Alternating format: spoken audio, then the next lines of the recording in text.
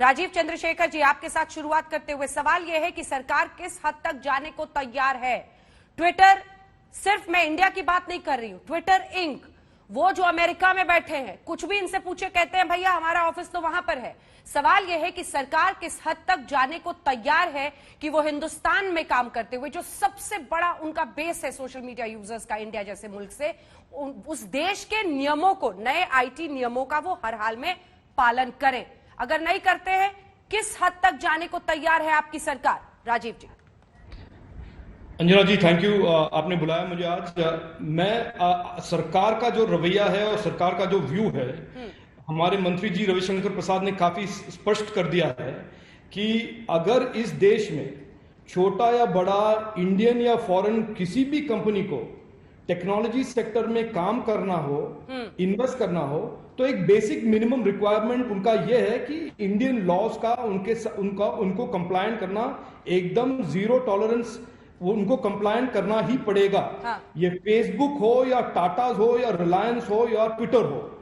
तो इसमें बात यह है कि फरवरी 2021 में जो सरकार ने नए intermediate guidelines under the IT act promulgate किए थे और 90 दिन दिए थे सभी प्लेटफॉर्मों, इंडियन एवं फॉरेन को, इस इंटरमीडिएट गाइडलाइंस के साथ कंप्लायंस करने के लिए।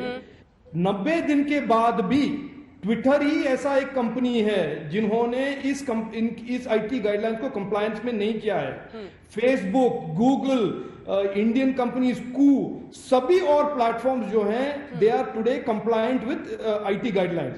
ट्विटर ही ऐसा एक कंपनी है जो आज के दिन कंप्लायंट नहीं है। तो उसका कॉन्सिक्वेंस ये हुआ है कि जो आईटी एक्ट में सेक्शन 79 में उनका एक सेफ हार्बर, एक प्रोटेक्शन होता था ऑन कंटेंट जो उनके प्लेटफॉर्म्स में है, वो जो सेक्शन 79 का जो प्रोटेक्शन उनके पास था वो निकल गया है और वो आज के दिन वो इंटरमीडिएट नहीं है, पब्लिशर बन गए हैं। जैसे आपके कंपनी है या कोई और टाइम्स ऑफ इंडिया है, सभी जो पब्लिशर्स हैं इंडिया में, they have to comply with Indian law. उसी तरह ट्विटर को भी आज अंडर इंडियन लॉ हम एक इंडियन फॉरेन पब्लिशर मान के उनको लॉ के तरफ कंप्लायंट करना जरूरी पड़ेगा और दे विल बी रिस्पॉन्सिबल। वो रिस्पॉन्सिबल होंगे, जो भी कंटेंट उनके प्लेटफॉर्म में होंगे वो डायरेक्टली रिस्पॉन्सिबल होंगे राजीव जी। कंटेंट के। राजीव जी, ये सब तो हमने अपनी रिपोर्ट में भी दिखा दिया। मैं तो आपसे ये पूछ रही हूँ कि आपकी सरकार किस हद तक जाने को तैयार है, ये बताइए। क्योंकि ये तो कह देते हैं कि यहाँ पर जो हमारे अधिकारी हैं वो सेल्स देखते हैं। पिछली बार आपने देखा ना उन्होंने क्या जवाब दे दिया। वो जैक डॉर्सी जो अमेरिका में बैठे हैं उनको कैसे मनवाएंगे, उसके लिए किस हद तक जाएंगे?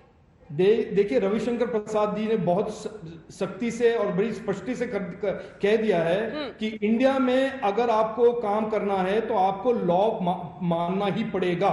इसमें कोई दो राय नहीं है। इसका कॉन्सिक्वेंस ये होगा कि आज के दिन Twitter will not be A intermediate, वो इंटरमीडिएट नहीं होगा।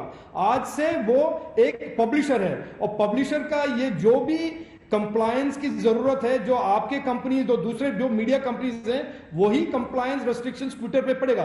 कहीं भी किसी भी कंज्यूमर को ट्विटर के अगेंस्ट केस डालने में उनको कोई प्रोटेक्शन नहीं मिलेगा। अगर यूपी में केस फाइल करते हैं कोई, या कर्नाटक में या दिल्ली में, कोई भी यूजर टुडे अगर कोई ट्विटर पे कोई गलत का एक न्यूज होता है या डिफेमेशन न्यूज होता है, उसको directly they can file a case against Twitter. ठीक है भदौरिया साहब, ठीक है, मैं लौट रही हूँ। भदौरिया साहब, क्या दिक्कत है आप लोगों को? एक ग्रीवांस रिड्रेसल ऑफिसर हो जो यहाँ की शिकायतों का निवारण करे, इसमें क्या दिक्कत है आप लोगों को? मेरा एक सवाल है, मुझे लगता है बीजेपी के प्रवक्ता जवाब देंगे। अगर ट्विटर हमारे देश की इतनी छवि खराब कर रहा है, सरकार के विरोध में काम करता है, अगर हमारे देश की सद्भावनाओं को ठेस पहुंचा रहा है, संविधान को नहीं मानता है, हमारे कानून को नहीं मानता है, जिसकी वजह से हमारे देश के अंदर में अराजकता पैदा हो रही है, तो 2014 से तो आपकी सरकार थी, तो आपने क्यों नहीं इसको बंद कर दिया?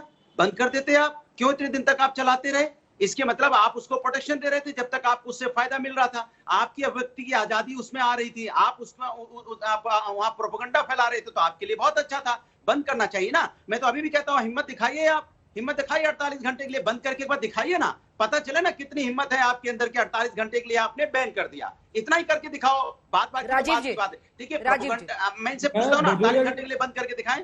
राजीव जी। मैं ये दूसरी बार भदौरिया जी के साथ डिबेट कर रहा हूँ। पहली बार भी एक 5-6 दिन पहले भी मैंने उनके साथ बात किया था। मुझे तब भी लगा था और आज भी यही लगता है कि वो जो बोलना चाहते हैं वो बोल देते हैं, लेकिन वो सोचते नहीं है।